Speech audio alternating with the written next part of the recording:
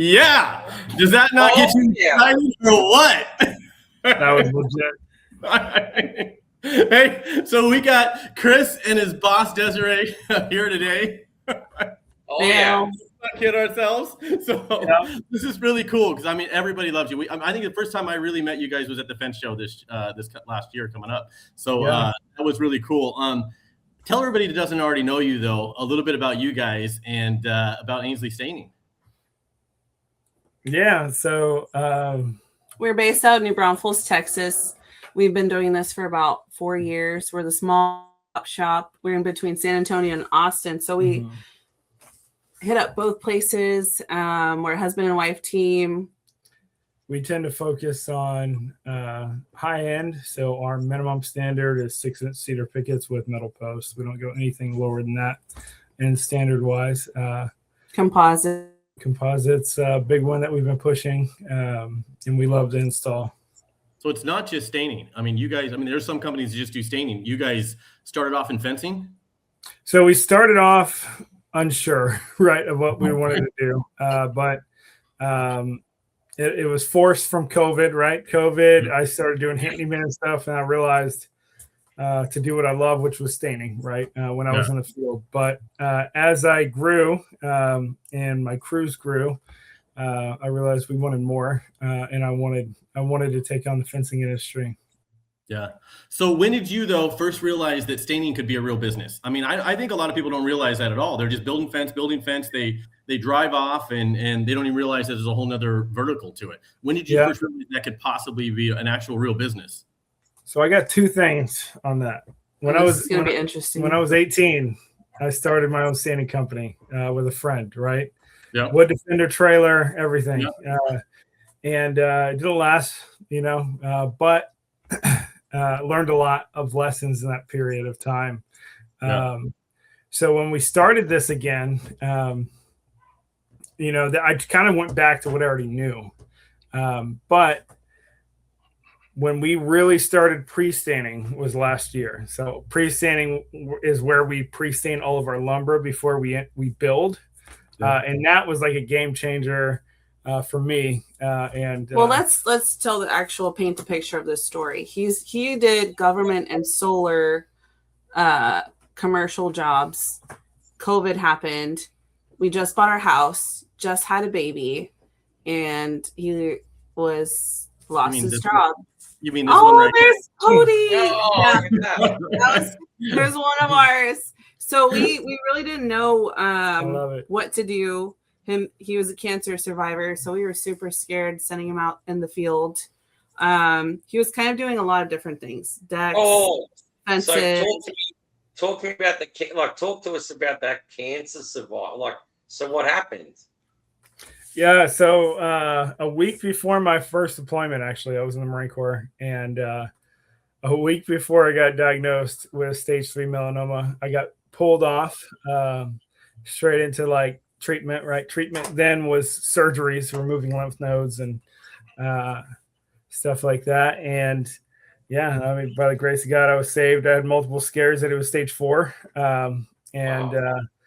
Every time our church and our people around us would pray, and then those spots would disappear when they'd go in to do the biopsies. There were 4 different scares that it lit up on the PET scan that the doctors explained.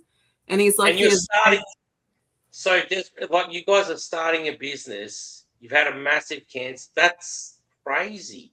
How did you get through that challenge? Like you're starting a business or you're trying to do something, and then you're dealing with a medical condition. Talk to us. How'd you get through that? Yeah. Her a lot, mainly, right? Her and God, in reality. Just having faith, hope, and a caretaker is a big thing. So I had a background and I did EMT and I was a first responder. So the medical stuff didn't scare me. He's lucky that I didn't at the sight of blood or all the gory things, the wet to dry packings, the surgery care. Caretakers are a big deal. I tell my wife all the time, I go, it's me that got you through it. But absolutely. No, that's something. So you kind of did this out of necessity, basically. I mean, no, absolutely. I at the time I was doing very well. I was a project manager for a residential solar company. Before that, I was doing government commercial solar, and I was a project manager for that. But I was flying all over, traveling too much. Yeah, traveling too much. So she wanted me to get a local job, so I went residential, and I enjoyed doing solar. And everything that took. But the company I was working for, I was pretty much doing all their operations management. So when it came, like COVID hit, they told me I lost my job. I was like, I can do this on my own, man.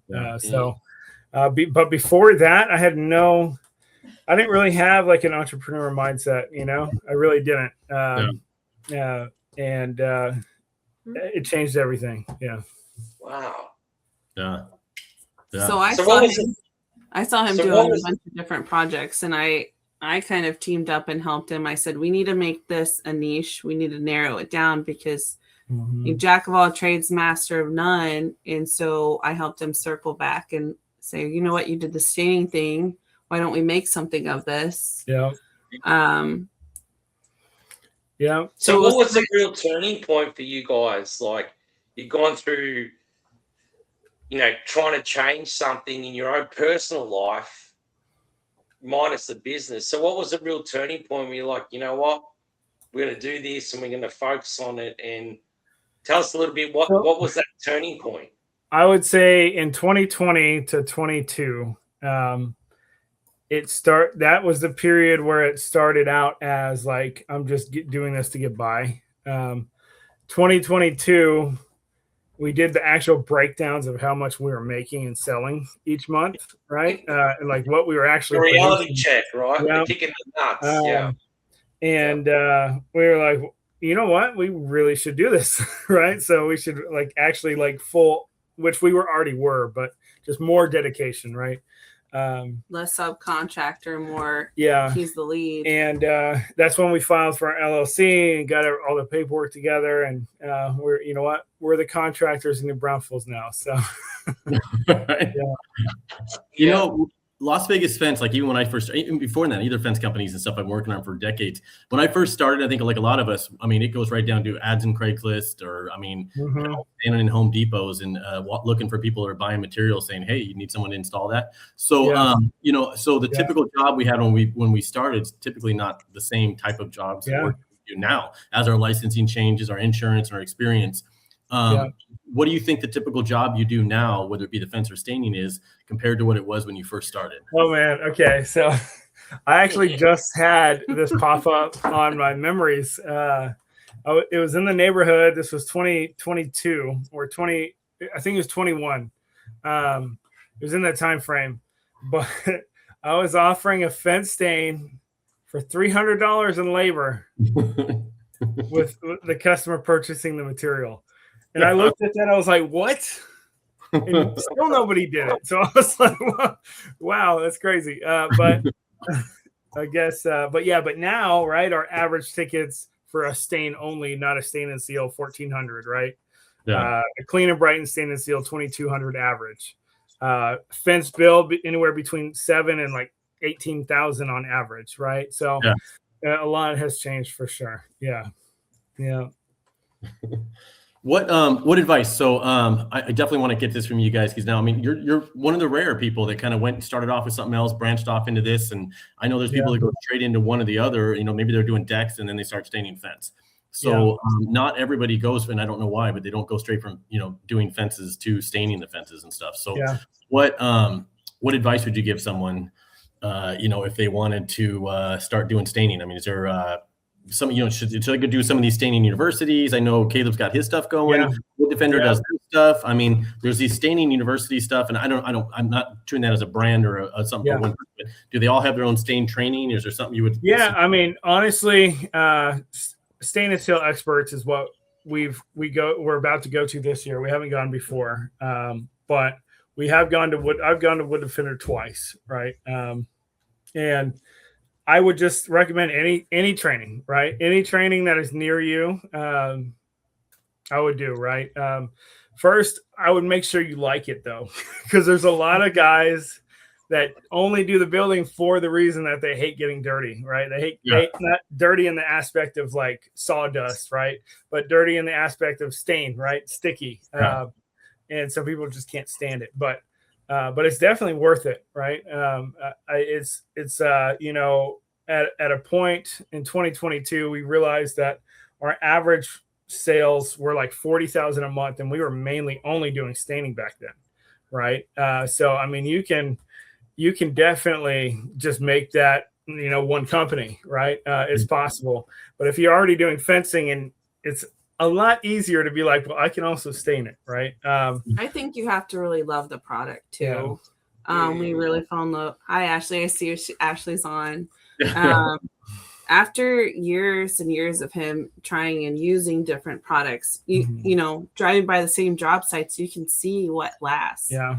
And Expert is one of those brands where we drive by and we're like, we did that fence and it still looks amazing. Yeah. So still looks amazing every time. We did an HOA 4 years ago now. Well, about 3.5, right? But it still looks brand new. Driving by, it looks like we just did it yesterday, and we love to see that. And that's an oil-based semi-solid, and that's rare, right? Because most oil-based fade fairly quickly. Caleb was on here last week. I don't know if you nice. saw him. Yeah. So while we got Ashley on here, I know it looks like you're still on here, which is good. Drop a comment in there with the information on the Staining University, because I'll be going to that as well. So are you going? We're going. Yeah, I'll be up there.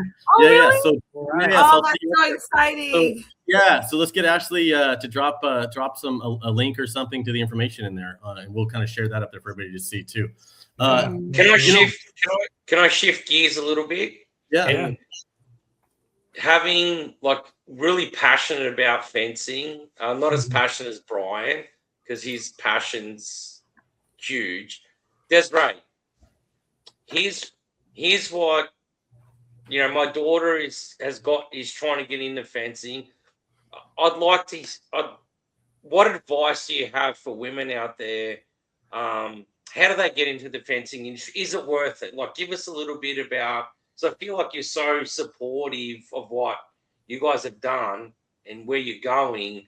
But tell the women out there, because I really feel that there's a great movement happening. FWA women, shout out to them. They do an amazing job. Absolutely. Yes. How do we encourage the future women? My advice would be is what I think was a game changer for our business is when I lost the mindset of I'm just a mom, because we had two little ones. Yep. And I had a background in marketing, and women have a really good eye for photography. They're always taking pictures. And I don't know if you've ever sent one of your guys out to take a picture of a job site and it's like sideways, you know what I mean? So I think women have a lot to bring to the table with marketing, the pictures, customer care.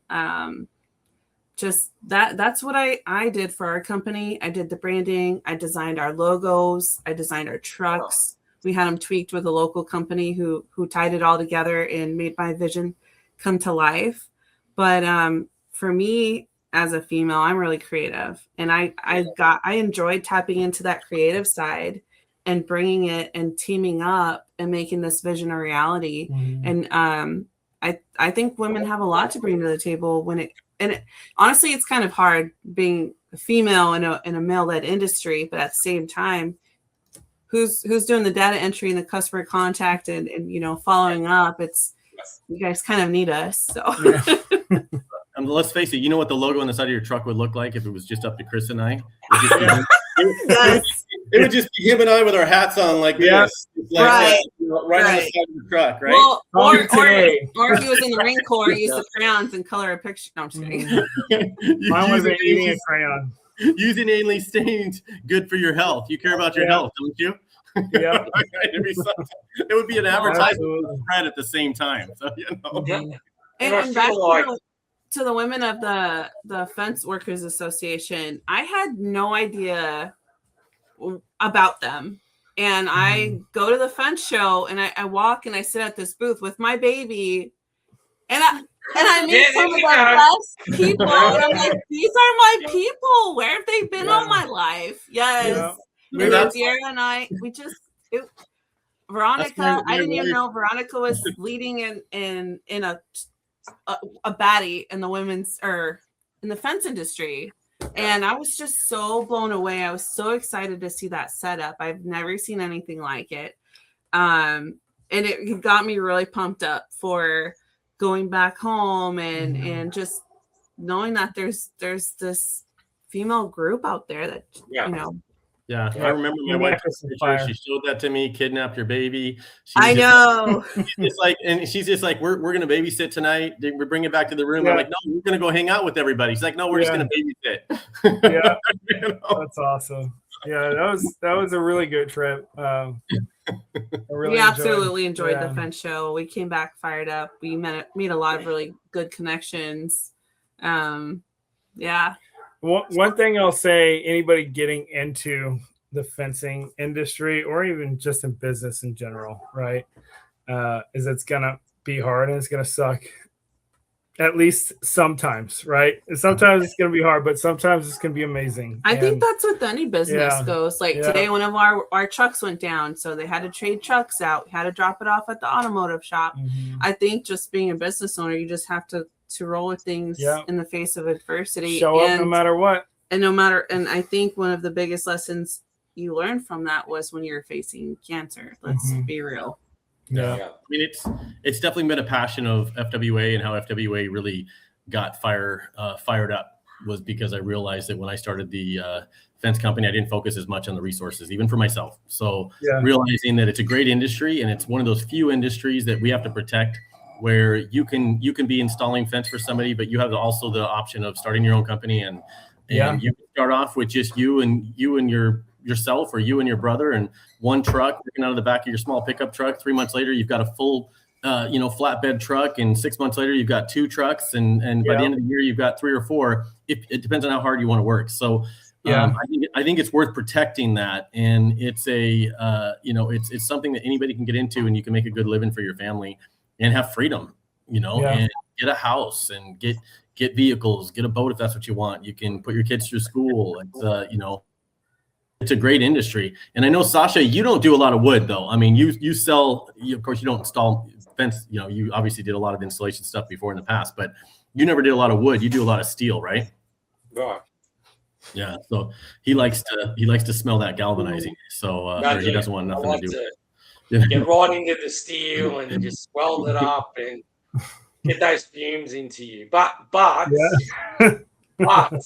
a painter's son. So my dad owns it. So back in the day, when he was staining, it was all oil, and it would smell, right? And that was the lesson learned. When we would stain anything, because having been born into a painting family, you had to paint regardless if you wanted to or not.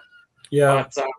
But tell me a little bit about the staining today versus staining back in the day, where I think Caleb was talking a lot about, when you would stain back in the day, it wasn't that the stain was good.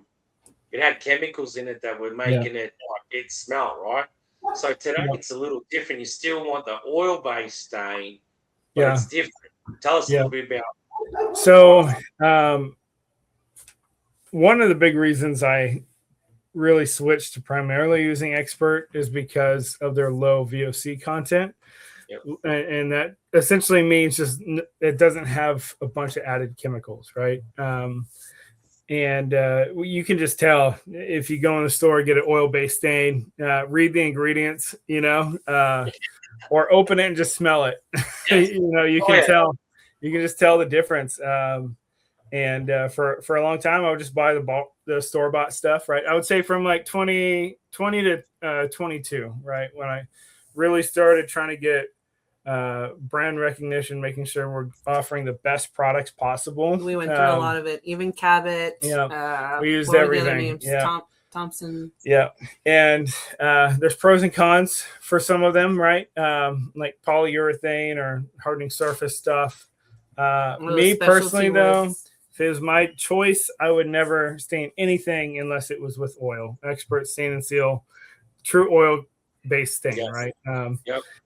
That is the best way to go. And you know, back in the day, I mean, from what I've heard, back in the day, they used to use like just tar and stuff, right? Yeah. Or motor oil was a big thing. Brian's using it. What do you mean? Yeah. Trucks out. Yeah. Yeah. Hey man, it works. If it works, it works, right? No, it doesn't work. Don't encourage it. I mean, I grew up in Elmer's glue and magic markers. So you know, once they took all the scent and the smell and the chemicals out of the stain, I want nothing to do with it. Yeah, there you go. How are you supposed to have a good time? Yeah. Oh, come on. So that's not even that program. though This is not that. even though there's low VOC, you still should wear a mask, Brian. Okay. Yeah, please, safe. Where's OSHA?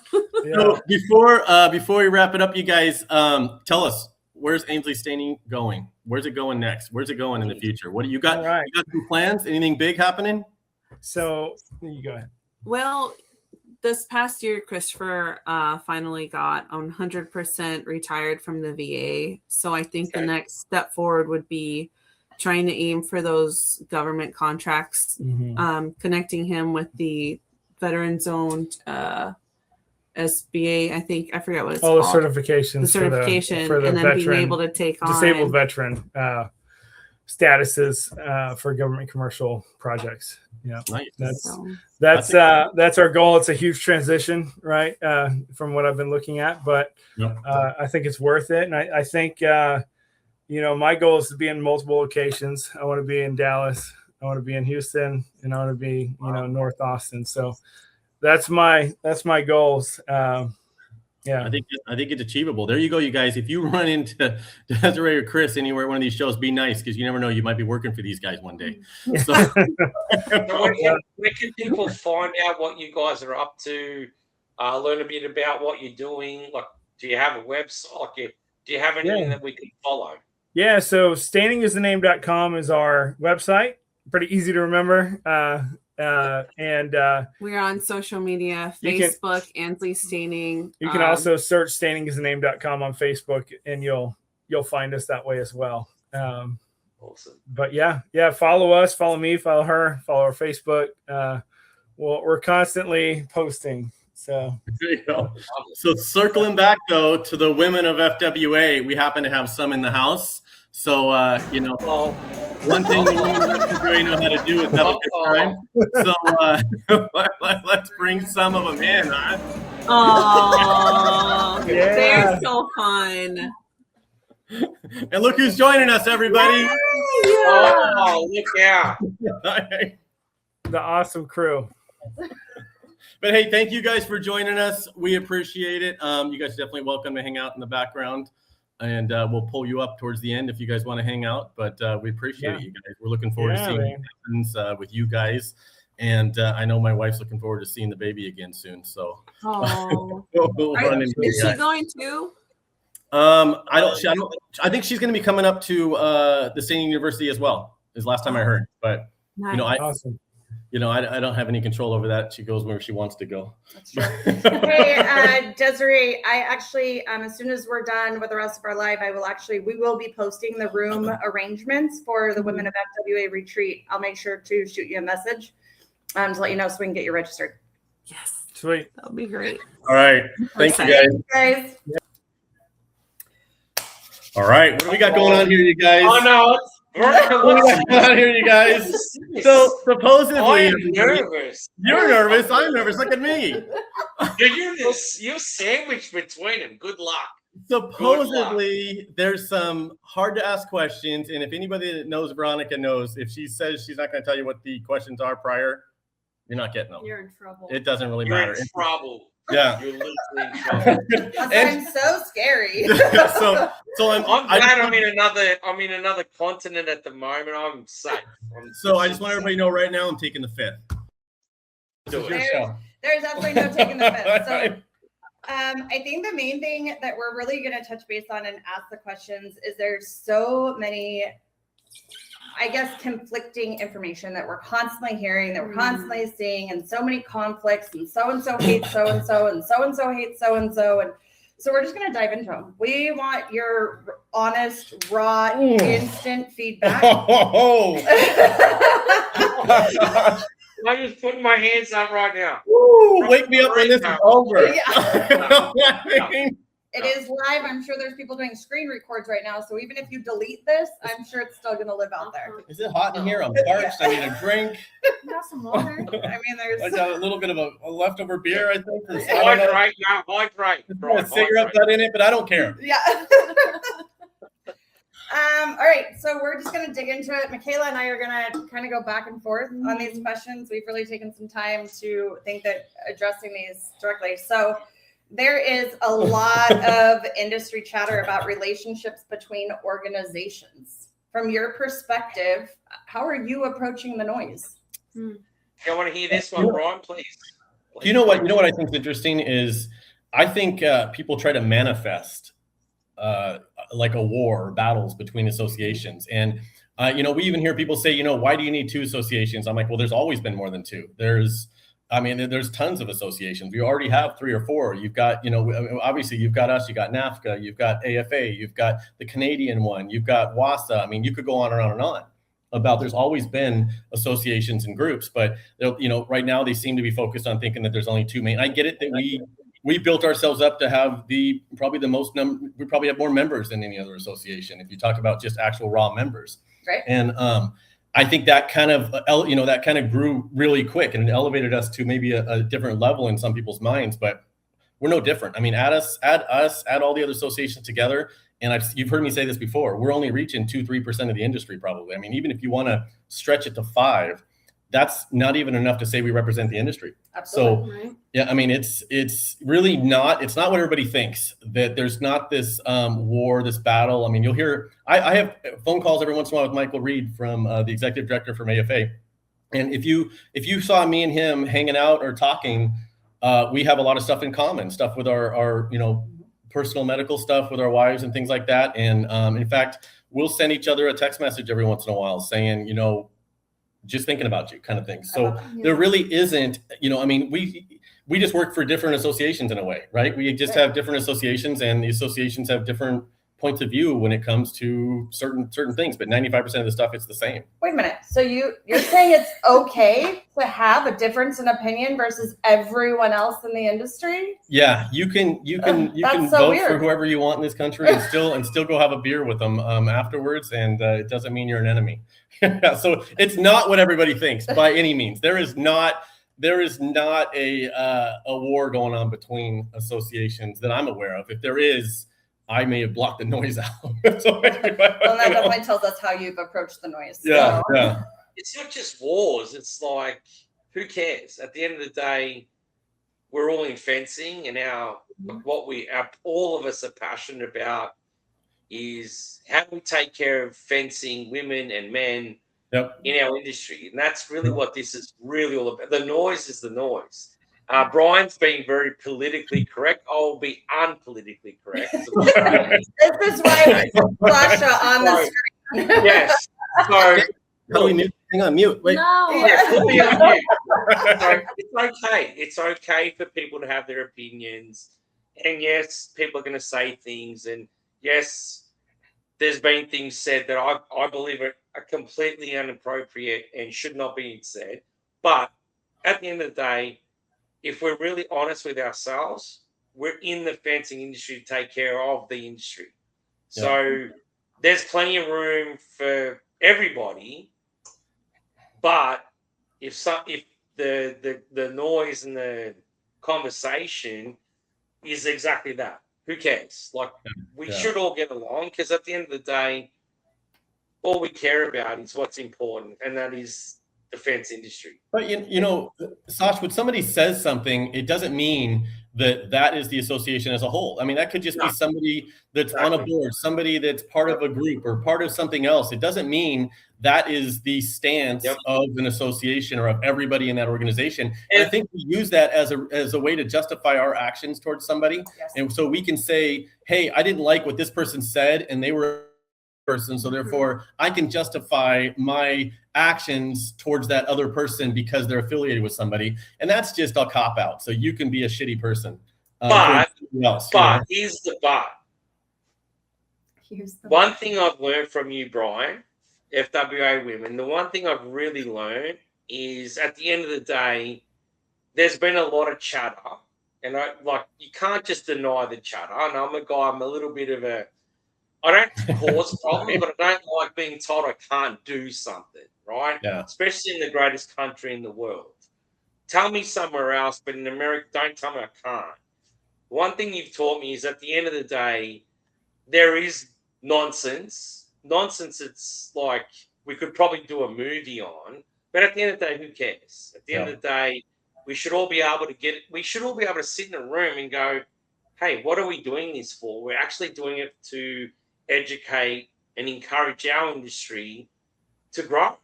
Yeah. That's what this is about. The noise, I'm sorry, you can't deny the noise, and I'll be politically real. There's a lot of noise that was inappropriate, actually.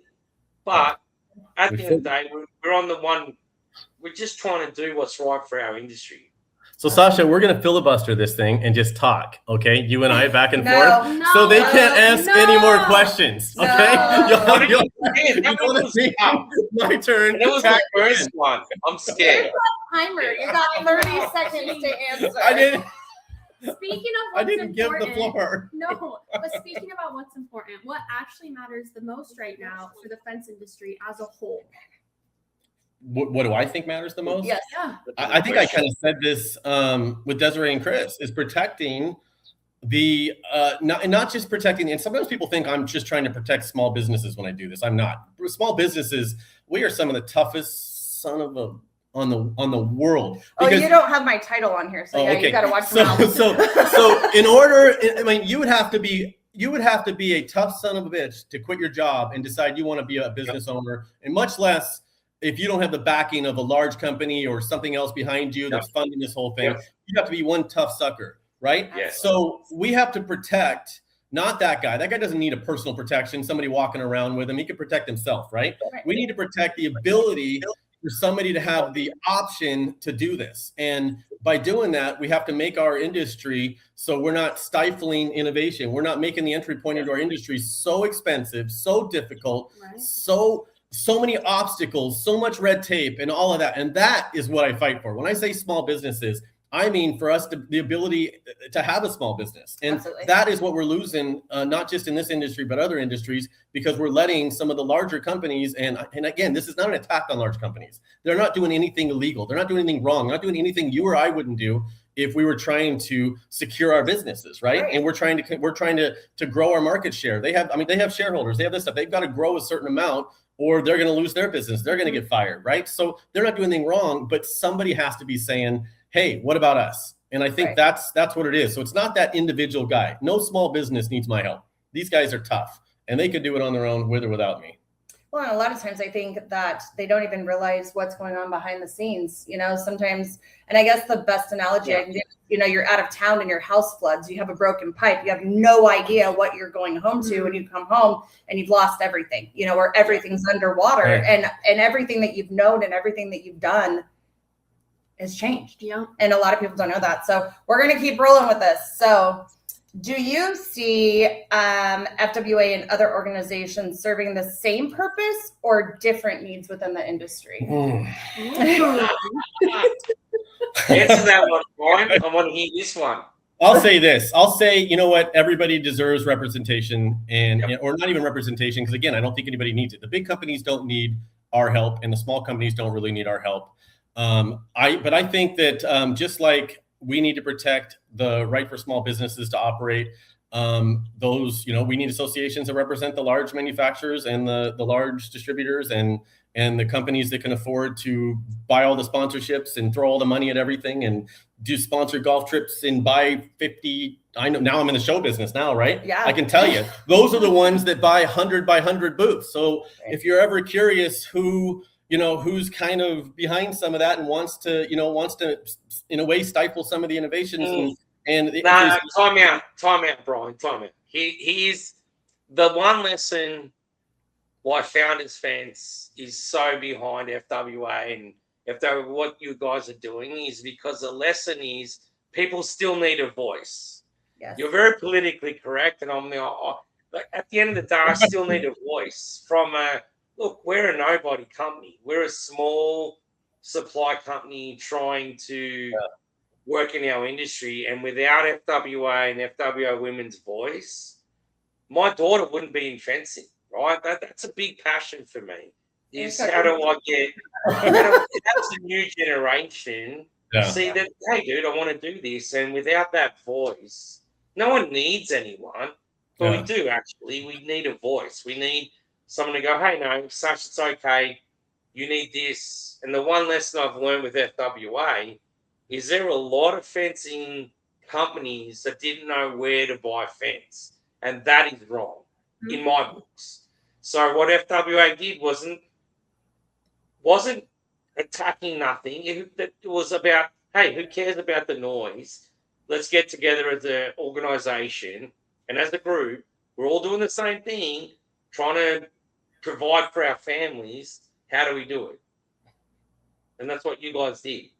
Yeah, I agree. I guess you know, when it comes down to it, like I said earlier, nobody really needs us. Nobody really needs. And we're in business. We're going to continue on. And I went my entire life in business until 3-4 years ago. I didn't know anything about associations. I couldn't have told you a single board member. I've probably been to one trade show in 20 years. So I mean, we can obviously succeed without it.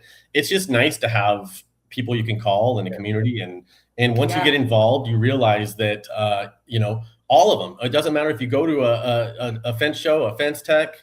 What did they have, the one in Reno, the West Coast one, or if you go to a WASA show, or if you go to the Staining University, you go to these things and you feel connected to it. And sometimes it helps get your family, you know, connected. What about even World of Concrete, or, you know, some of these other trade shows that aren't even directly related to the fence industry, and how welcoming and how all of a sudden a part of it, because they're really a part of us as well, even though it's not direct. So time's up on that answer. Michaela? Let's see. So is there room in this industry for more than one organization to exist and still move things forward? And can FWA and other organizations serve the same purpose or different needs within the industry? Yeah, I mean, I think more has to exist. I mean, otherwise, I mean, literally something has to come after FWA. Something has to come after AFA. Something has to come after NAFTA. All these other ones. We have to grow to a point where we need fresh ideas, fresh voices, and you know, stuff has to evolve, and not everybody's going to get connected to one. So, I mean, I think I said earlier, we only connect with such a small amount of the industry. Right. We could have 100 more associations, and it wouldn't hurt our industry at all. It's going to get more people involved. If we had 100 more associations and they have all brought in 100 more people, we've got that many more people involved in our industry. That's a win-win. I mean, what is it? Just because an association, I mean, just because we have thousands of members doesn't make our association any better than somebody that has 5. I am now having visions of Brian starting FWA of each state as a different association, and I'm over here now. I'm panicking. Don't give him ideas. But I think we screwed it up because we thought that, you know, if an association's bigger, it's going to have more pull, more influence, and it does. But we're not using it for the right purpose. We're not using it to leverage the suppliers and the manufacturers, saying, look, we're representing the industry. You're going to sell to all of them, our members. You're going to sell to everybody. Instead, we're using it to stand in front of Senate committees and say, we represent the industry and we want these laws and these regulations passed. So we're not using it for, I mean, when all these associations start, they start for a reason and a purpose. And I think even like some of the larger ones now, they started because they were issues getting concrete or something, right? Well, when did we stop solving these issues?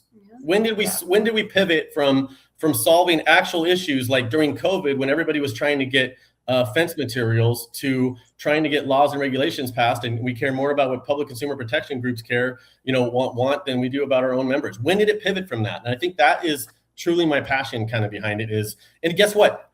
A board's going to take over FWA one day and they're going to vote me out because you know why? Is because there's no ROI in supporting Brian. I'll tell you that right now.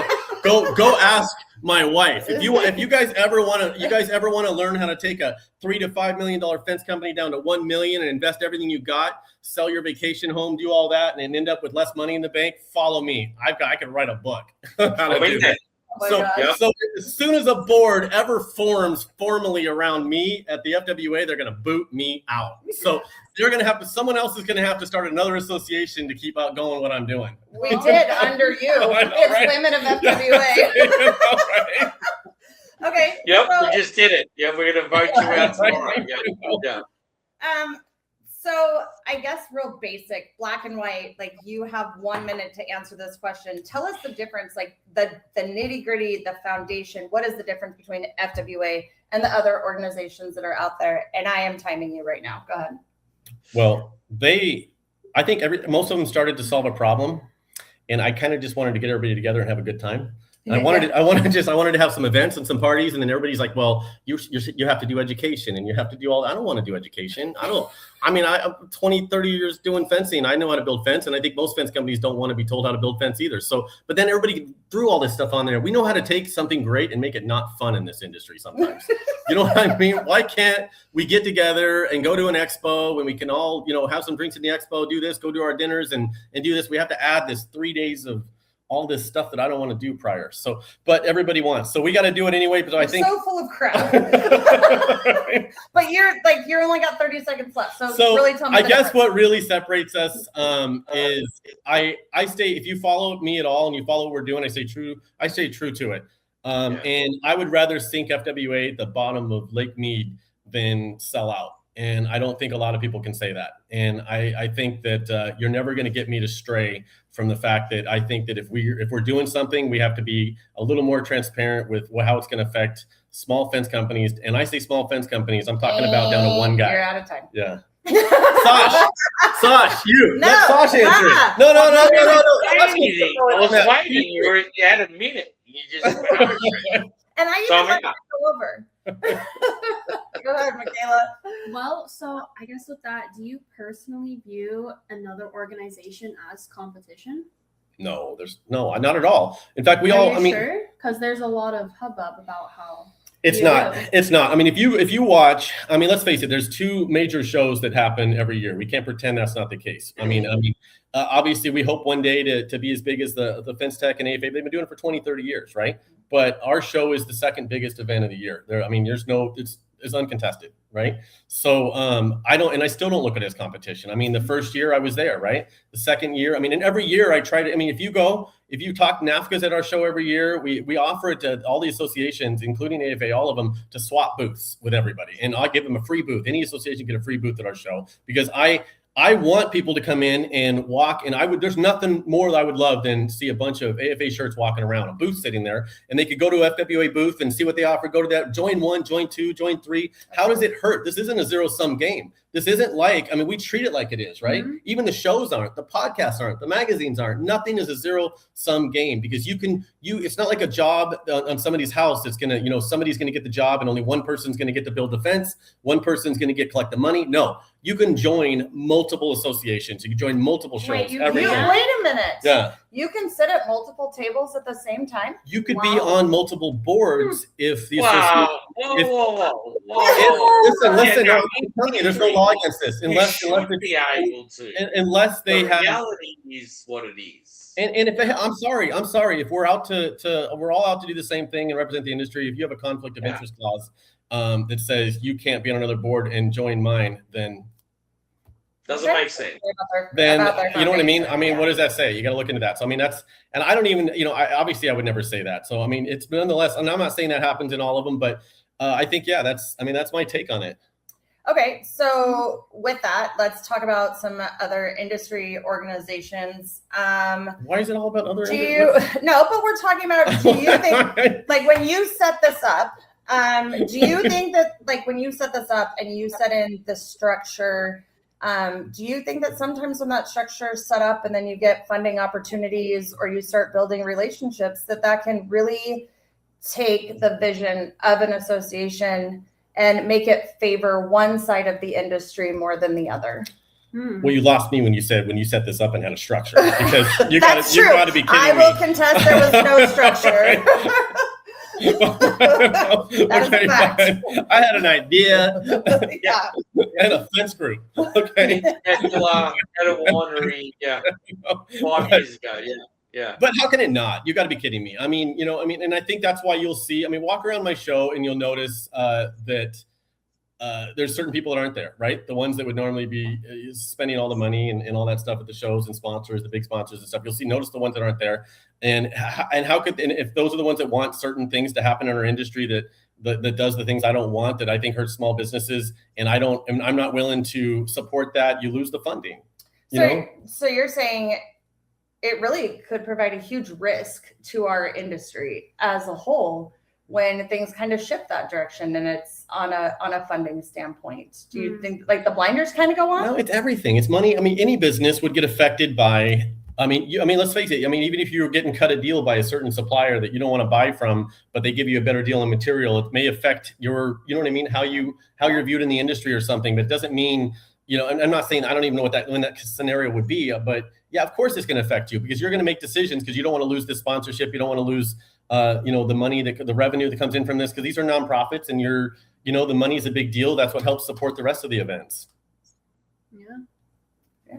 What are you guys showing each other stuff? Well, I was just where are we going next? All right, Michaela. Dude, I don't know because we've been jumping all over. Go ahead. This is rough, you guys. I want to go back to just Sasha and I just, you know what I love? You're copying it, and I'm just sitting back going, go for it. Sasha's like, this is dig a deeper hole, Brian. Keep digging. Dig it. Well, so I guess, is there anything FWA intentionally chooses not to do? So even if that leaves space for another organization to do? Well, I think what we don't do is we don't do a lot of training education for once you're already in the industry, once you've already been in it for a while, and unless you're trying to learn something new, and that's because it's already saturated with it. We've already got everything designed for people. We've already got advanced classes if you're doing gate operators, advanced fence training, advanced all this. And I think in the beginning, we didn't have enough, beginner stuff. And I think obviously 4 years ago, you would have to wait to find a hands-on training class, right? Yes. So, since once a year. Since we started, I could throw my phone and hit a hands-on training class going on somewhere behind me, right? So, everybody in the world's doing them, and that's great. It didn't, honestly, everybody's doing exactly what all that I wanted to happen in the industry. Now manufacturers, suppliers, other associations, everybody is, and I don't get offended, when someone's like, you were starting to do that in the beginning. I go, great, because I never wanted to do it in the first place. Yeah, right. I just wanted somebody else to be doing it, right. So I think it's great. So I think that's definitely been something I was excited to see happen. Yeah.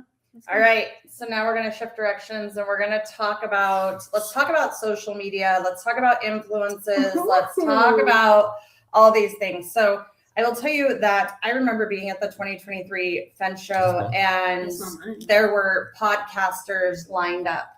And the support from the industry as a whole kind of all came together. And it seemed that there's a lot of that. And now there's not. Well, what's funny is I remember when I first started FWA, our industry really didn't take our, I want to call them fence podcasters seriously.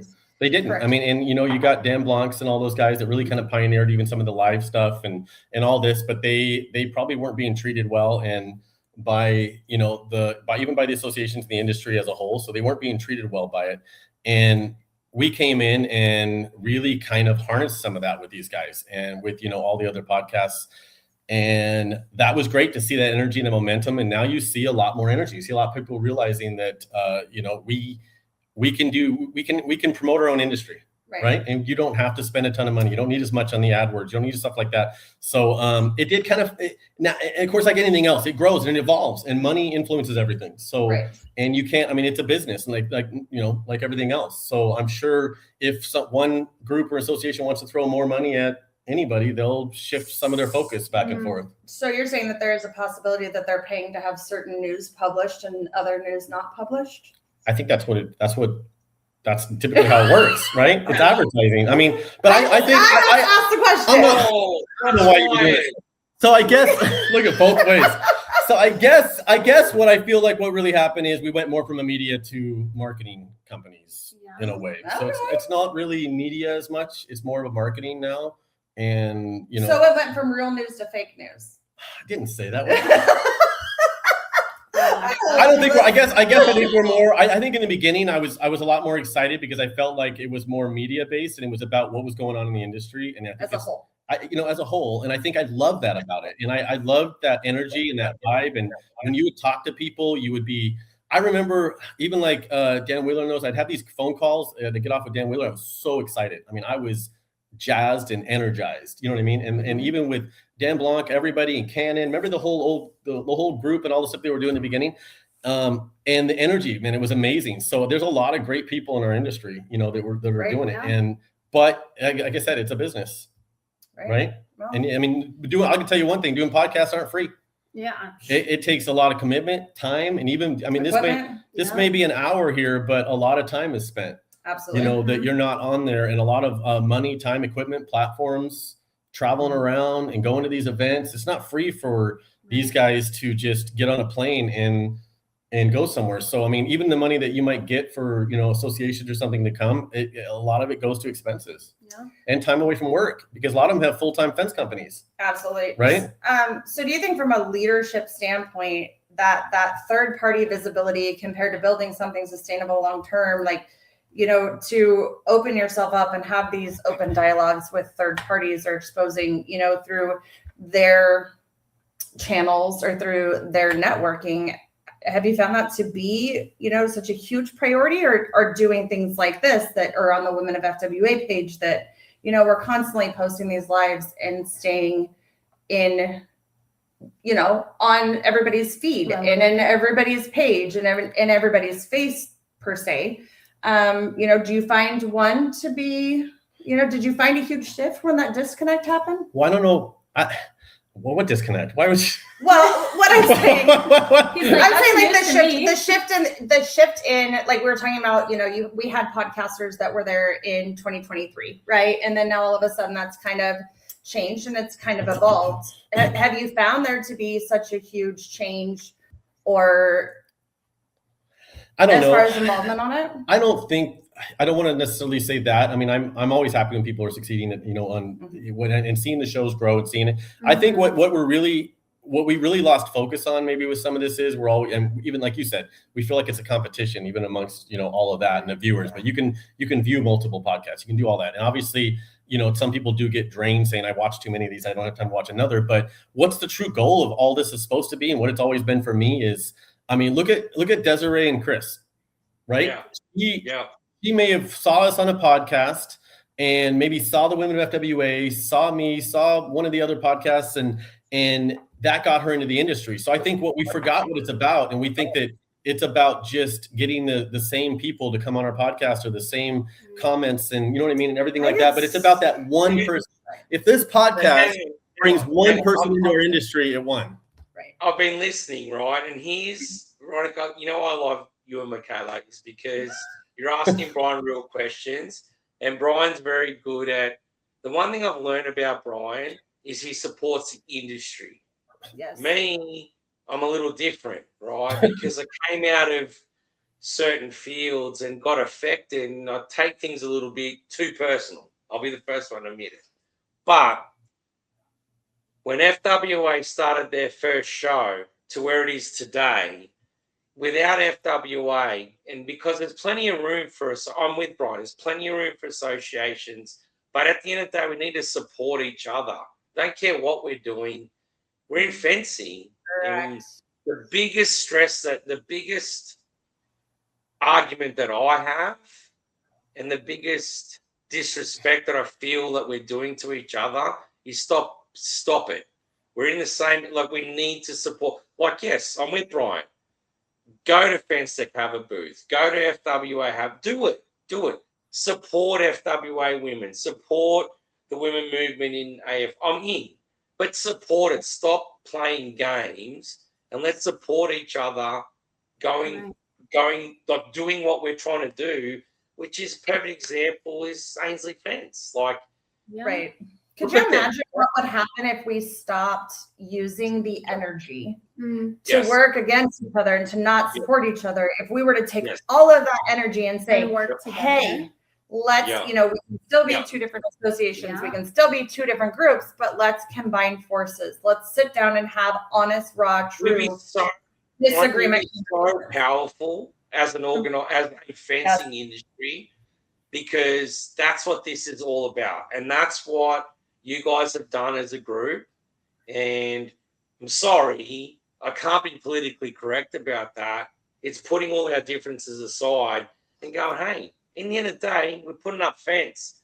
You need a fence. Can I supply a fence? Can you teach me how to do this? Can you not teach me? And Brian said that he didn't want to do classes, but I'm sorry. The classes I went to that FWA was putting on, the stuff that FWA women were doing, to me, were really real. That's, I just, like, let's put it aside. I'm just a dumb fencing guy, and I just give it to me. Like, tell me the truth. Where do I got to go? How can I help? And I'm sorry, that's what happens. Whether you want to say it or not, that's exactly why FWA has a moment in fencing, because we need it. But had all of us got together and kumbaya and blah blah blah blah blah. I only say blah blah blah when I don't say blah blah blah. We would be so strong though if we had women in the industry, and I would love, to open that olive branch, which has been there. Which has been there, because we've actually logged into meetings that another association has had for women in the industry. And, we're very much, we're a member of this association, and we're a member of this association. And really at the end of the day, we just want to hang out. It would just you be guys so are members powerful. of other associations? I know, it's weird. Crazy. Okay, so speaking of, you're attending Fence Tech this year. And there is a whole lot of chatter Oh, you are, Brian? on social Wow. media about why in the F would you be attending Fence Tech? Oh. Well, I mean, I don't know if people have heard me say this before, but nobody wins if any show doesn't succeed. Why do you say And, that? I Like, mean, go into details what does that about mean? that. What does that mean? Because now that we're obviously one of the major shows that happens every year, we've got a little more insight into the industry and the relationships and what it's like to bring. It's not easy. I mean, what Fence Tech does to put that thing together, whether they're growing and fighting harder because FWA's here, or whether they were fighting just as hard before, it's irrelevant. It's a lot of work. And to try to convince, I don't care if you've been doing this for your second year, 3 year, 4 year, 10 years, getting somebody out that hasn't done one of the shows in the fence industry, whether it be the fence show, whether it be Fence Tech, whether it be one of the other events going on, to try the fence industry out is not easy. They don't take us seriously. I mean, that's the reason you don't see as many of the big tool companies and stuff. It's really hard to get new people to try our industry out, right? So what if I busted my butt to bring in some new manufacturer that he was doing a lot of concrete shows and door shows and all these other shows, and we convinced him to try our show, and the fence show happened to be his first show, and the fence show wasn't a good show. He may not do Fence Tech. He may say, I tried the fence industry and it was no good. Same thing with Fence Tech. If they bring new people in, which they do every time, that have never done a fence industry show, and they don't have a good show, they might not do the fence show. So they don't just lose somebody in the industry, the other shows do. I'm confused. So you're not going to Fence Tech just to walk around in a FWA shirt and strictly endorse the Fence Workers Association? Well, then your trip is denied. And you know what? Let's face it. I mean, there's a large number of the same. You're done. And it goes like this too. There's a large number of the same exhibitors that exhibited our show that exhibit at Fence Tech. I mean, there's a big crossover, huge crossover. So if they don't, and even if they've done our show already, they're doing this show.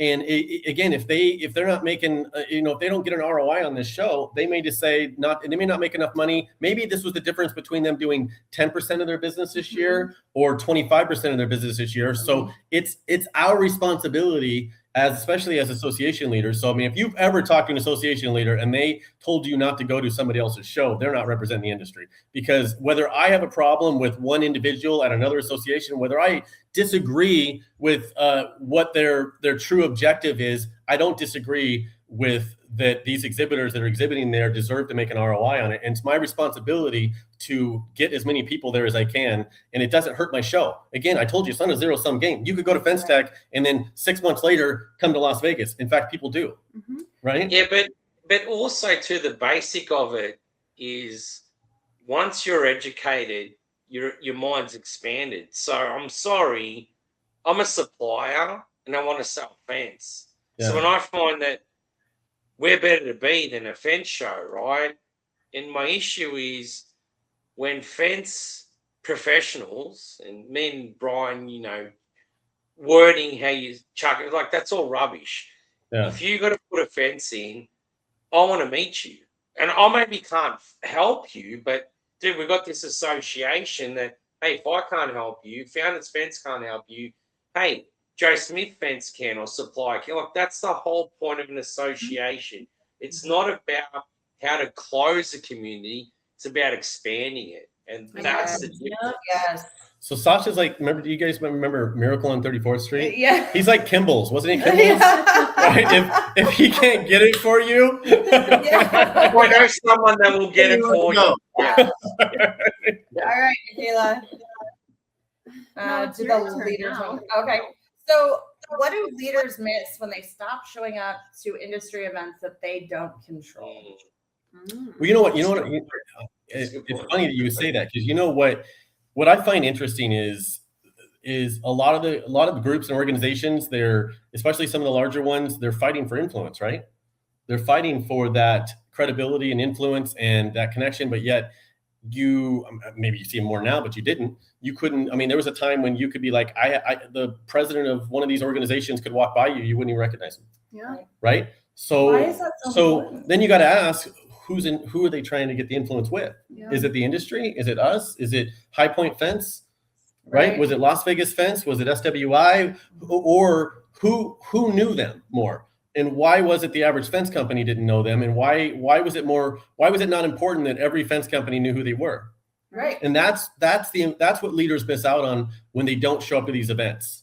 And I think if you're going to take on a role of being an executive at one of these associations or the president of one of these associations, you're not doing justice for your members and everybody else if you don't show up to all the events that you can, because especially if you've got associations that have enough money to send you to all the major events, right? Right. That's what I think you miss. And I think Connection that's right. with the actual industry that you're supposedly representing and so trying to support.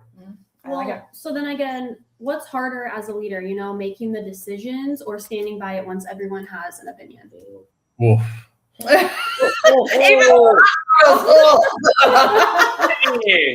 My gosh, I'll tell you what's hard is Sasha. If everybody knows, Sasha and I are really close. I mean, we talk a couple times a day. I mean, it's, and it's he knows he's probably been through every heartache I've had going on with the association from the beginning, and I've taken a lot of bullets, man. I mean, I've had a lot of stuff that, that's been said about me, or it's been people saying, you believe these people are saying this and this and that. And it's just, and you have to remember and stay focused on the fact that again, it comes back to, they're just trying to justify how they're acting. And the only way you can do that sometimes is to look at the end of the day, without you guys just keeping it real, at the end of the day, who cares, right? The one thing I've learned from all you guys in FWA is, like, at the end of the day, we've got to support the industry. And my whole passion is, where's the future? Like, where is the future in our industry? Like, we're going to close off things and go, you can sell here, you can't, like, or you not can, like, who cares? Because that's going to kill the industry when we've got all this future generation that need to find out why we love our industry. Like, right. and for that. Yeah. How do I show the future that, dude, get into fencing? But if we're going to bicker and moan and complain about, stop it. Because our industry is amazing, and it's not just digging a hole. That's part of it. It's part of that. But there's so much that we can all do, and we've got to just let it go. Who cares? Like, there's plenty of room for all of us. Just shut up and let's just take care of. But no, hold on. We're going to put a time crunch to that, because the next question I have is actually for both of you. Oh. Okay. So how do you make sure that your influence and your voice doesn't turn into ego? Hard. How do you I go back to health insurance, right? So remember, I'm Australian, right? So we have free health. So coming to America, everyone's like health insurance. And then all of a sudden, I've been in fencing long enough in America, and all of a sudden FWA goes out and puts its money where its mouth is and sets up this healthy, like, do you know how impactful that is? Like, when everyday people are like struggling, and there's an organization that goes, you know what it is, but we're going to set something up and help you out. That's super important to an industry that's traditionally been shat on. Yeah. If I can use that word, by how we looked at in the industry. So as basic as when FWA put health insurance out in the market, that was huge. That was such a big, because no one knows what it takes to have these meetings, and we can all talk about it, but only you guys know. You got to have these meetings, you got to organize, you got to go, hey, we're going to have these people come in, and we're going to fight for our members and get them.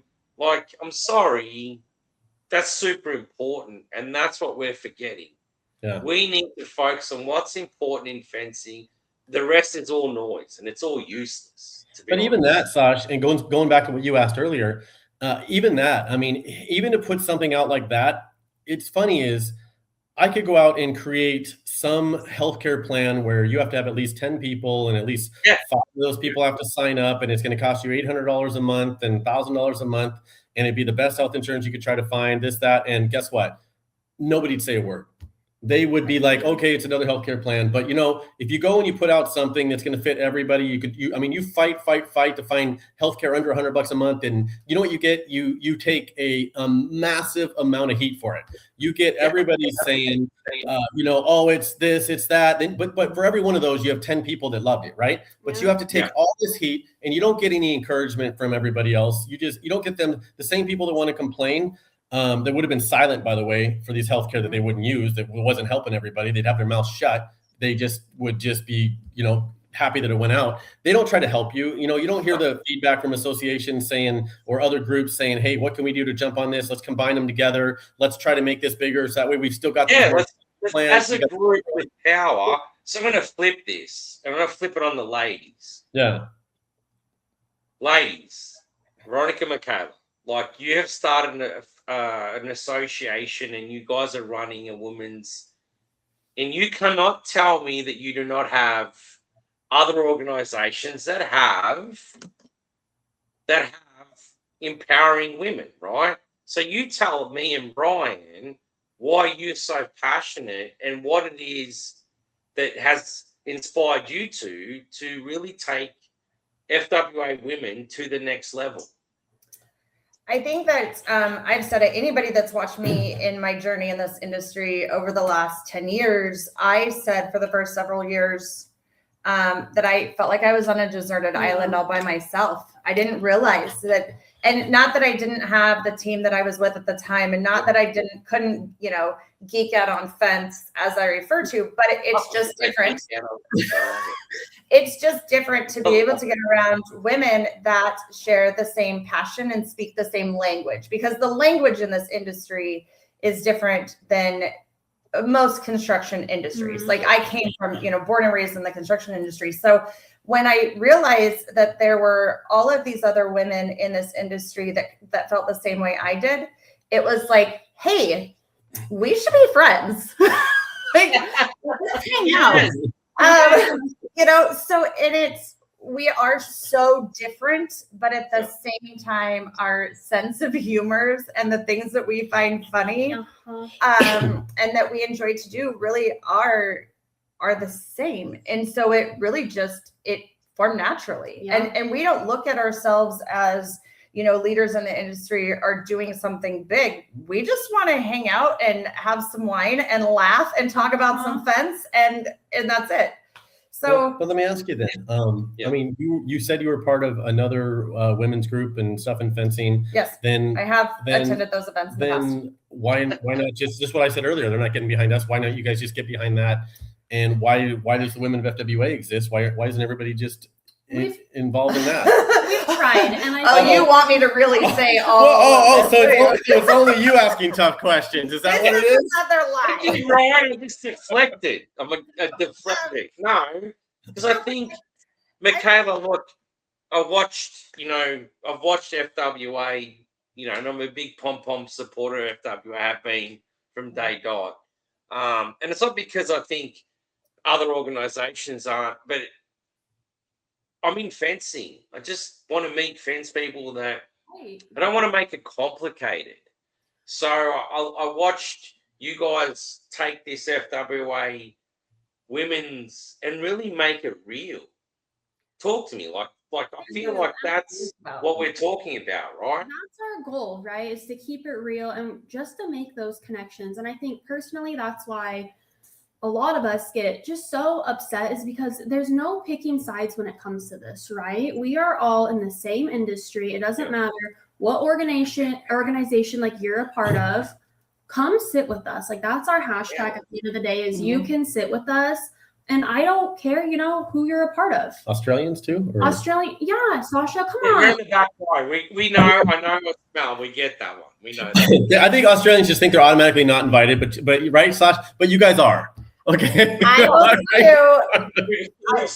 Don't forget about the Aussies. From the second, the very first time that I met Sasha years and years and years ago, which was actually at the 2023 Fence Show and Security Expo, the SWI booth was right across, and Sasha hightailed it across the aisleway, and he's like, "You're Veronica," and I'm like, "Well, I don't know, maybe." And he's like, "No, here's a rubber chicken." Yeah, I did too. Yeah.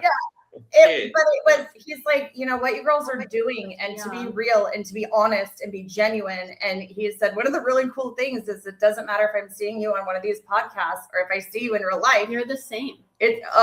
All fucking inappropriate in the whole night. Well, I think that goes across the board for all of us, right? Is we are get us on a podcast, you see us at the show. And Sasha, you've been a cheerleader since day one. So I really thank you for that. And we appreciate that so much. There's a lot of dads out there too in our industry that want their kids, their daughters, and what you guys are your examples of. Oh, Lord. They're bad examples for sure, but that's fencing as a whole. Look at Brian. We're all screwed, right? But my whole point is, how do we encourage that generation to go, hey, it's okay, it's cool. Yeah. There's a lot of good stuff in our industry. I feel like we're divided because why? It makes no sense. At all. There you go, Sasha. See, you can be a cheerleader for the Women of FWA, but remember, you don't have to wear the outfits, so knock it off. Whatever. Down from here below, you should see what I'm wearing. I love that. Okay, so let's go to the next one. We've still got we've got some more hard questions to ask you. I thought that this was the wrap up. We did the funny thing. I made fun of him for the cheerleading outfits. We could close on this, right? How do you build trust with people that only see the headlines and not the day-to-day work and the dedication that you put in every single day until 2:00 in the morning, and then it starts again at 5? We know because we get emails. I think you build trust by not responding to it and not engaging in that. And if somebody, you're not going to change the opinion of somebody by just telling them they're wrong. So all you can do is hope that eventually they see something you did and say, you know what? And I've had plenty of people say it, you know what? I appreciate that. And I didn't realize you were doing this. And I thought, hey, I thought you were this, I thought you were that. And then I finally met you at one of the events and realized, that, you're like us in a way. And it was like, after I got to know you, then I'm looking forward to where you're going to be at next, the next event. So I think you win by anybody can win in this. You win. It's no different than bad reviews on your Google, right? Yes. I mean, what's the number one advice when you get a bad review? Don't respond, right? Well, I don't necessarily believe in that to an extent. But if you you bury it with 5 positive reviews, right? Yes. So you let it lie and you don't make that the headline, and the headline will just be you arguing with somebody that doesn't like you, and that's gonna turn bad one way or another, because you're gonna end up saying something that you can't take back. Yeah. And then you have no chance of fixing that relationship with that person. At some point, it's just them rambling on and saying something, and they can hope later on when they do meet you that you never saw that, or that you forgot. But once you engage with them, you can't say, I didn't know you said that. Right. So ignore it. Yeah. Ignore it.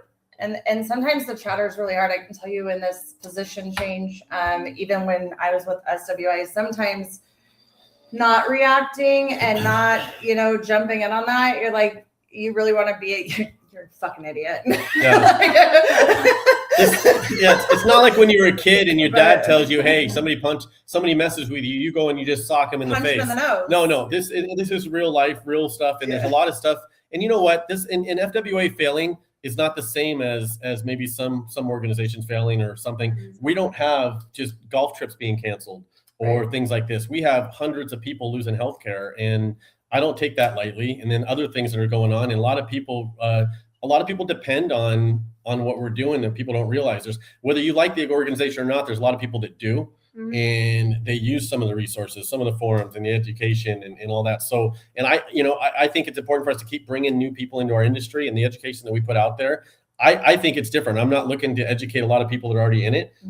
Almost everything I do is saying, hey, for every 7 people leaving the industry, only 1 to 3 were coming in. And I want to get that back up to 5 or 6 coming in, because I think that that's more important than, sometimes to me, it's more important than educating people already in it.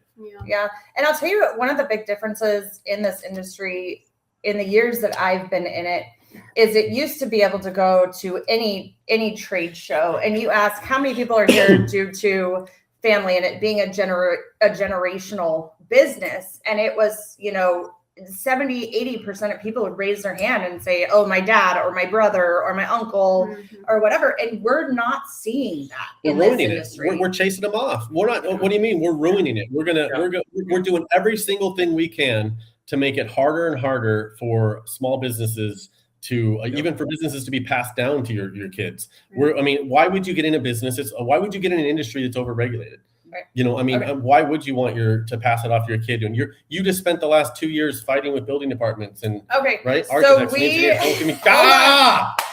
but I just want to go back real quick to picking sides, because I'm still hung up on that, because I think it's stupid that we have to pick a side. Yeah. What would you say though to someone who feels like they're being pressured to pick a side between associations? Pick your friends. No, just ask them. Ignore it. I don't know how. What are you, 5? You know what I mean? My biggest thing. There's not me. There's not a board member on a single one of these associations, no matter how big they are or small they are, that has any influence over your life. None of them at all. They can't really affect. There's so many suppliers out there. There's so many manufacturers. There's so many associations, and they can't affect your business to the level you think they can affect you if that's the case. So just who cares? It goes back to what I said. Ignore it. Right. And it's just really, chatter, right? I'm really going to say that it really comes down to the morals and the individual as a whole, because those that are genuine about our industry and those that really love what we're doing and are passionate about all aspects of it would never ask or make you feel like you cannot enjoy both sides of the fence line. Well, Wow, there's something a little extra special about her, right? Honey. Yeah. So I just saw. Is that on your? What do we call it? Chat VPT. What did I call it? All right. So, what do you think the biggest misconception of you is in the industry? Wow. Oh There's a lot. That's now a long podcast. Oh my God! What do I want kids to die? That you're a cowboy. Yeah. That you don't wear black I think it's because I don't blindly follow. I don't blindly follow passing laws and regulations and standards and some of the stuff. I don't blindly follow turning voluntary standards into laws and regulations, and therefore I want accidents to happen. I think that's probably the biggest misconception that's out there, and that is probably one of the most annoying ones if you talk about ones that I have a hard time not responding to, those are them, because it couldn't be any further from it. I want more education out there when it comes to the safety and stuff, but I think we got to get it to the people that are actually building the fences and the gates, and not the government and code enforcement officers. What about biggest misconception of FWA as a whole? Oh, I don't know. Is there one? What would you? A misconception of us. I think that because we grew so fast, right, and because we have so many members that they think we're more organized than we are, and You know, and I think that they're like, they're what's funny is they're not as forgiving, right? They're like, okay, and so they're looking for you to make a mistake, and like, why didn't I get this email? Why didn't I get this? And how come somebody didn't respond? But I'm like, I guess that's kind of that misconception. But we're misconception is that you are taking away from what other organizations. That's the biggest like everyone out there. The reason I love FWA and FWA Women because it's real. All we care about is fencing. While we support it 100% from Founders Fence, rest perspective is really simple. Like, dude, it's just real. Like, you're gonna sell fence. I sell fence. People got to install fence. Like, there is no stop misconception that you're trying to bring all these stuff in. Like, just support FWA, and all of us will get along and we'll be fine. There is no misconception. The misconception is that FWA is over here, and it's not. It's not. I like that because we're definitely not. There's nothing FWA has done to hurt the industry. If anything, we energized it. We woke it up. I mean, we've had the sleeping giant. We've had other association stuff or other groups or whatever that were kind of asleep at the wheel that woke up because of us. There's more. I mean, if you like the direction the industry is going right now, you know, you want us around because I mean, we energized the entire industry. So I guess, yeah, I mean, that's a big deal what we did. So we definitely didn't hurt it. So let's keep going with that. Yeah. What excites you the most about the direction that FWA and World Fence Federation are headed in right now? Like right now. You know, I can breathe right now. I feel like that we're getting years later now. We're getting kind of organized. We're getting ahead of the curve. We're getting stuff sent out in order. I know it seems silly to everybody listening, but to get some literature ordered for a show that's happening in October, or you know, stuff like this, and have and even Michaela coming on and having her with the social media manager and you and you know, Susan, everybody that's kind of working together, everybody it's a whole group with more organization that I'm not as have to be involved in the day-to-day stuff. I see everything just kind of coming together, and I know it's you know, it's a slow roll. It takes a lot for that, but I see the direction is finally getting into the point where it's going to grow organically. Yeah. You know what's crazy is you say it's a slow roll.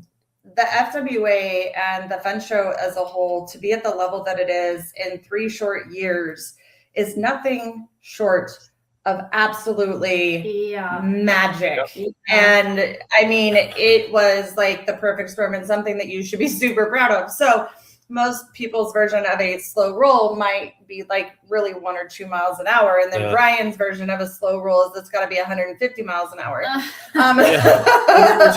We're taking Sundays off now. So it's church on Sunday. Yes. You know what I'm really excited about though? We're finally, because they're doing everything they're doing, I'm finally able to sit back, and now we're revamping our websites. We're going to get all the resources more organized. We have so much stuff out there that we've rolled out over the years. Oh, absolutely. That it's that you guys maybe listening probably don't even remember. Maybe I launched it and we promoted it for a month, and there were things that. Oh no, I know of a couple that were launched. But there's stuff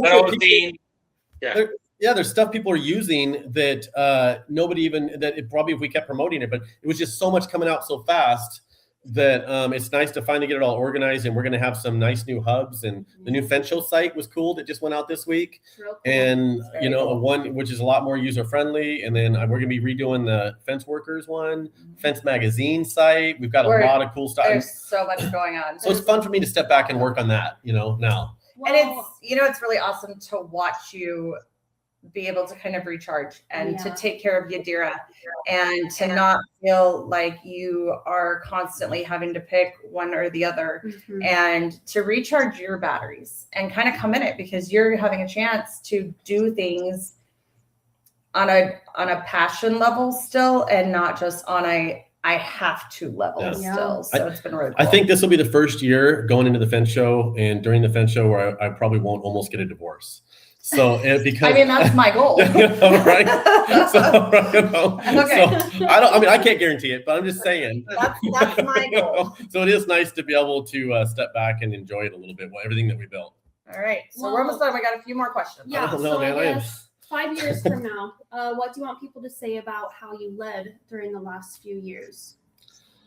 How I led? Mm-hmm. I think I want people to say that we inspired people to step up a little bit, and we inspired them to get involved in the industry.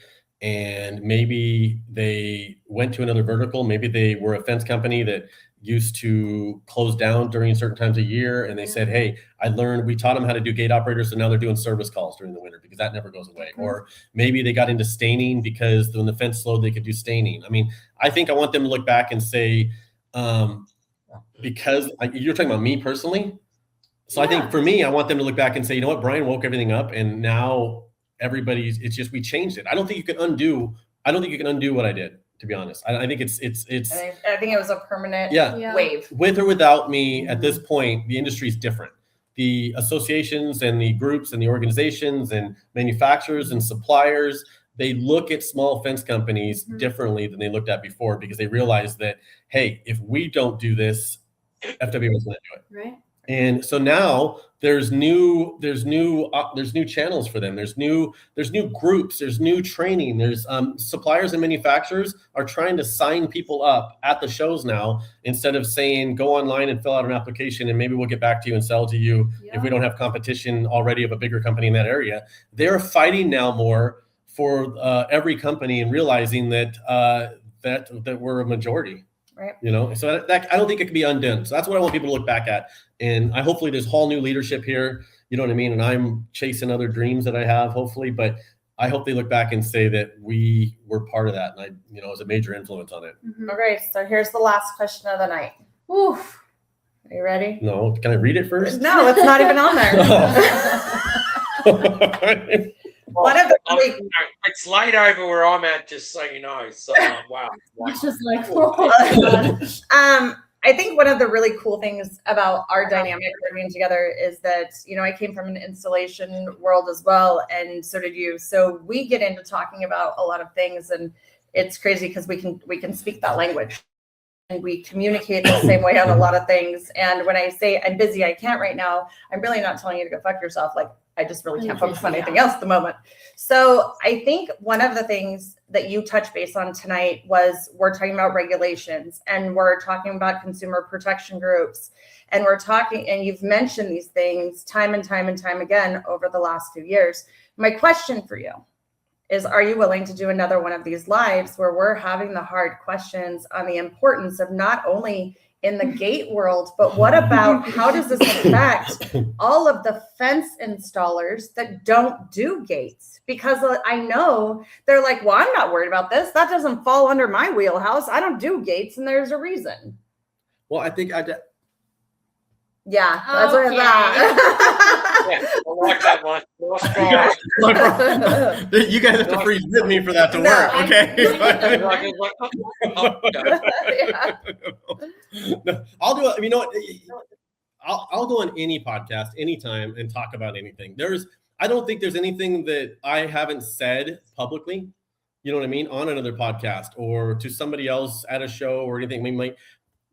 I am so true to what I believe and what I think is going to hurt the fence industry, and what I think is going to help the fence industry, and what I think is important to protect, and what I think that we shouldn't change, and what I think we should change. That I don't stray from it. I mean, I'm to a fault that, it costs us sponsorships, or it'll cost us an exhibitor, or or even members or support. I'm so true to that it's already out there. It's cost you vendors for sure. Las Vegas fence. Oh, for sure. So not only just FWA, involvement, but Las Vegas Fence, for an established company that has set a name for itself in the Las Vegas Valley, which is one of the hardest places to do business ever. I mean, it makes California look like child's play. We are the worst. I mean, and maybe I'm so passionate about this because we are in the most regulated state, I believe, in the country when it comes to fencing and gate operators. I don't think there's another one that's worse than the state of Nevada. And I happen to own a company in that state that has been operating for obviously a long time. So when I get nervous about the path we're going down. And then I talk to now, because of what we're doing, I talk to people all over the world, not just in the country. And I see the path we're going on. And I talk to no. Oh. That's a whole nother live. So Sasha, thank you. I'm really glad that you were here and we're able to bring some of the not politically correct answers to the table where our hands are kind of tied. We absolutely love you and adore you and appreciate your support. Can we before Sasha goes, can we talk about Rest for a minute? Because you're not in the US, but we got amazing. No, I'm technically in the US, but I'm in Puerto Rico. Well, yeah. So but your water's swirling the other direction wherever you're at, right? So tell us about what's going on in Puerto Rico, right? So Rest, and we have Yadir on the board, Jesse and myself, and we have board members that we've started a charity that our goal is, in this case in Puerto Rico, is to do a medical ministry. So we've got doctors and dentists coming out to Puerto Rico because it's people don't understand that after the hurricanes, Puerto Rico got pretty smashed, and being our brothers and sisters across the pond. So Jesse, my wife Jesse, and myself are here. We met with some government officials. We met some churches, and we're putting together a team that's going to come over in July 31st and just fix the needs and be part of the needs that Puerto Rico needs. And there's a lot of needs they need. That's a lot of needs. Yeah. So Rest. That's what we're up to. So your support goes further than just the industry itself, but to humanity and to mankind and to those that are less fortunate in countries that don't have the resources and the means. It really says a lot about who you are, Sasha, which makes us even more proud of the friendships that have come out of FWA and the relationships that have come out of FWA to be able to build a network of just genuinely good people. And there's a lot of if we're not taking care of our industry, like Rest's whole motto is we're not going outside of America, and people forget that Puerto Rico is America. Our whole goal is we're community-based charity. I have a fence supply company that me and Brett run. We own. But it's like the whole point is if we can't give back, which I feel like that's what we've been talking about tonight. If you can't give back to your community, then what are you doing? Like it doesn't make any sense that we don't take care of our neighborhoods. So Rest Passion is all about, there's great organizations that do, and I think you guys were talking about organizations. So me and my wife started this charity purely on the fact that we can't compete with all these organizations that go around the world doing it, but we're not trying to. We just not what it's about. It's just about doing your part. It's about your community and taking care of community, and I think that's what we've been talking about all night tonight. Is at the end of the day, if we're not taking care of our community, why are we doing it? Like I don't care putting up fence or selling fence. I really don't give a shit. At the end of the day, what matters is we're all in this together. How do I help? How do you help me grow? How do I help you grow? Who do you know that can help me? And blah, blah, blah, blah, blah. Because that's what this is all about. But these relationships, that's what it's about. Like this relationship may have came from the Fence Show and Security Expo and things like that, but that doesn't mean you can't get that same kind of relationship that we have or the bonds that we get at any event. Like I think I said earlier, you could go to any event that's in the industry and you just happen to be standing there in line to get a drink, or maybe you're getting an hors d'oeuvre or talking to somebody at a demo or something, and you could build this kind of relationship and bond. But I'm excited because I'm going to be seeing you in a few days probably, right? Yes. Up, we're coming back, and look, just like my wife and myself had an amazing meeting with the mayor of Ponce in Puerto Rico. And that was the one thing we sold them on, was like, hey, we're not here to change what you're doing. How do we support you? Same with what we're going to be doing very soon. Come back and forth, because we're not about making a divide? How do we support what the industry's Totally. doing? So Sasha's picking me up Tuesday. We're driving down to San Diego. We're going to take a red eye out to Fence Tech. So we're going to be there, and we're meeting Charlie from One Tap. He's meeting us out there. So typical, we don't have our wives with us. So typical man fashion. Charlie's coming in Tuesday night, and he's getting a room Tuesday night. And then we're going to use his room probably to shower in and stuff, right? Because that way, unlike us. Yeah. So we're taking the red eye, right? Yeah. And then and then we'll get that way we don't have to get we saved 2 rooms for one night, right? Absolutely, I love that. Right? We'll sleep on the plane. Okay. So anyway, so we're gonna see you on Tuesday, man. Hey, last plug for rest. Yeah. Anyone that wants to get involved, we'll send you a link. We need help. Money's great, support's great. Absolutely. Let's go do it. Let's go help other people. Right. Yeah. Time, effort, word. Sometimes the biggest support that you can give and the biggest impact that you can make is just time. Yeah. It has nothing to do with, money and that kind of support. So I think how you donate the money is you send it to Brian Fredrickson at gmail.com. That's not even an email. Is that weird? You sell it to that email address? Is that it? All right. No, whoever's listening, do not sell money to that email address. It wasn't real. No. Okay. So real quick rundown, thefunshow.com website launched yesterday. We are still updating some photos on exhibitor booths. It is super cool. The team behind the scenes has been working diligently to make sure that's up and running. It's easy. Our events are all on there. We have the fence cruise coming up. We have demo days coming up. We have the Women of FWA retreat coming up. And of course, we have the Fence Show 2026 in October. So it is huge. We went, the FWA team went from 1 event to 4. So it is huge in 2026. We're not stopping. We're going to keep going. We do want to thank Desiree and Chris for their time and their support.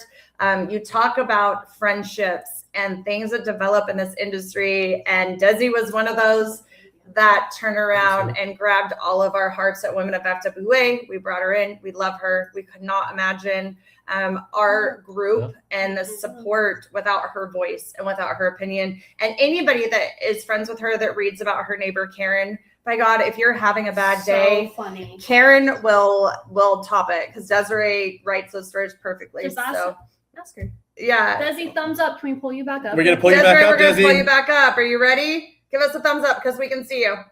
Okay, go ahead. There's a baby coming. Oh, there's the baby. Oh, there it is. We're in the home office, and my toddler got the marker and drew all over. It's great. Well, thank you guys. Thank you. Yes. Thank you, Christopher's Sasha. here too with his broken foot. Christopher, we cannot wait to see you guys and spend more time with you and continue to build this and have you guys a part of our fence fam. Awesome. And I'll see you guys. I'll see you guys in March as well. I love all y'all. Thanks for having us. Thanks, Sasha. Thanks, See you guys. guys. See ya. All right. Thanks.